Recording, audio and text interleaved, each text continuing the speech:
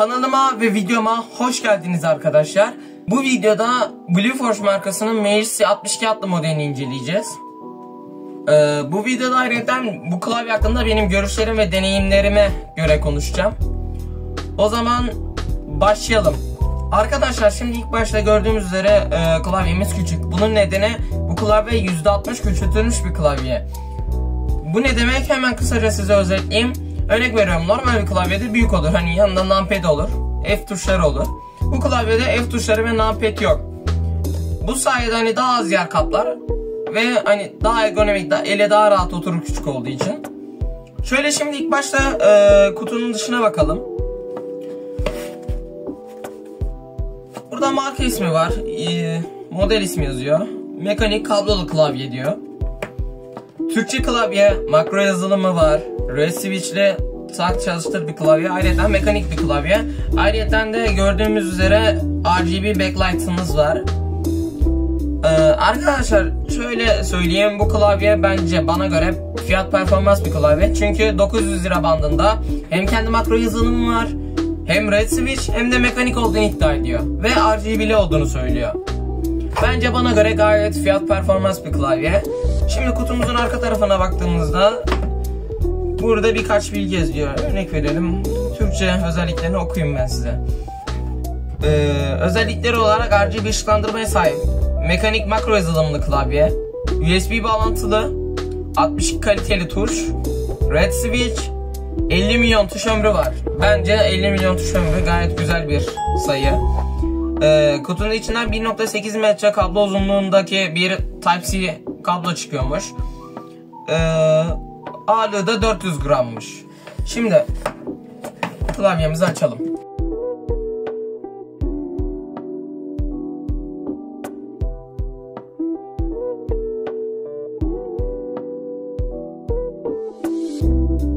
Arkadaşlar şimdi kutunun içinden benim gördüğüm üzere bence çok güzel bir şey daha çıkıyor.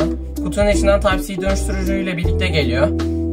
Şöyle bir faydası olur bu Type-C dönüştürücünün. Örnek veriyorum, telefonunuzda bir oyun var ve siz bunu bilgisayardan oynamak istiyorsunuz fakat bilgisayara indirilemeyen bir oyun. Type-C dönüştürücüyü telefonunuza takarsınız.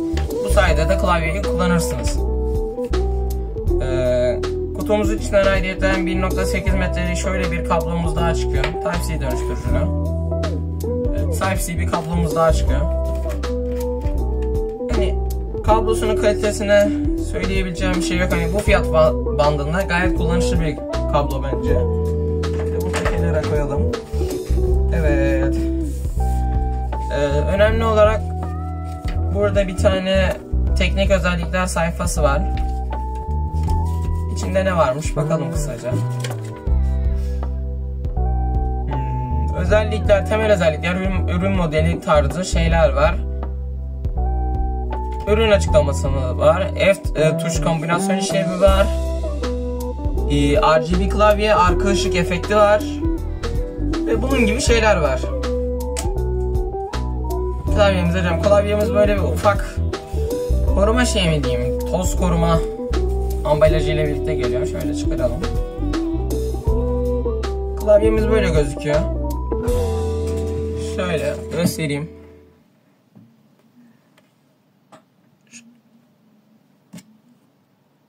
Şöyle 160 küçültülmüş bir klavyemiz. Bence bu bakımdan gayet kullanışlı. Sesini duymak isterseniz şöyle göstereyim.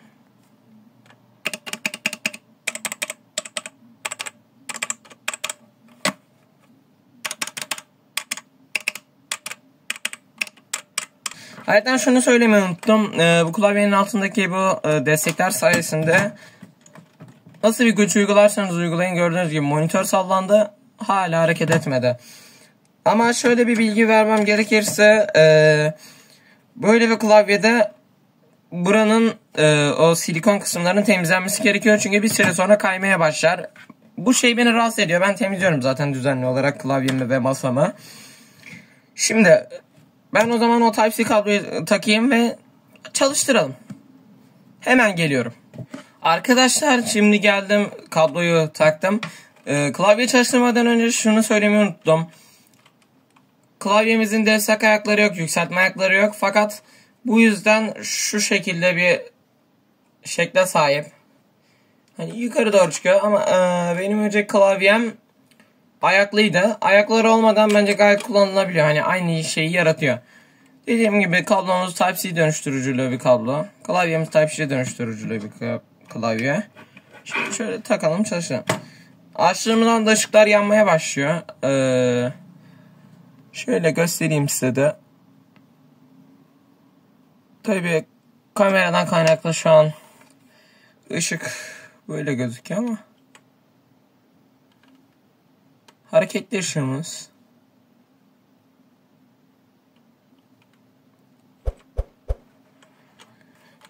Bir sürü ışığımız bulmakta. Şöyle. Arkadaşlar teknik bir sorun nedeniyle kamera kapandı. Şimdi geri geldim. Evet. Işıklarımız 19 sanırım. Renk modu, unuttum onu. Böyle.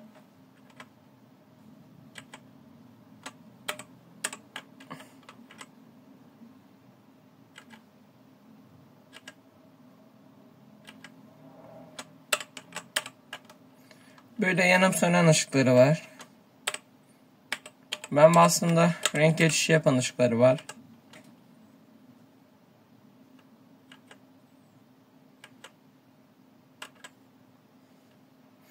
Oyuncular için genel olarak şunlar. Öyle sola geçen ışıkları var. Yanıp sönen değişik ışıkları var. Bu şekilde bir sürü şey var. Şimdi arkadaşlar söylemem gerekirse buradan ışığı kısabilir, buradan ışığı açabilirsiniz. Buradan hızını belirlersiniz, buradan hızını yavaşlatırsınız. Yani hızlandırır, yavaşlatırsınız. Buradan modu değiştirmek için. Şimdi sabah söylediğim gibi, videonun başında söylediğim gibi, ama bence fiyat performans bir klavye. Küçük olsa da yine işte FN kullanaraktan bu sorunları çözebilirsiniz. Bir de şöyle ufak şurayı göstereyim. Dediğim gibi red switch'li bir klavye. Ses olarak ben beğendim. Hani fiyatına göre bence fazlasıyla vereceğiniz parayı hak ediyor. Çünkü dediğim gibi fiyatına göre gayet kullanışlı bir klavye. Böyle arkadaşlar. Alabileceğiniz en uygun klavyelerden bir tanesidir. Videoyu izlediğiniz için teşekkür ediyorum. Umarım size yeterli olmuştur. Kanala abone olmayı, videoyu like atmayı ve yorum yapmayı unutmayın. Seviliyorsunuz. Görüşürüz.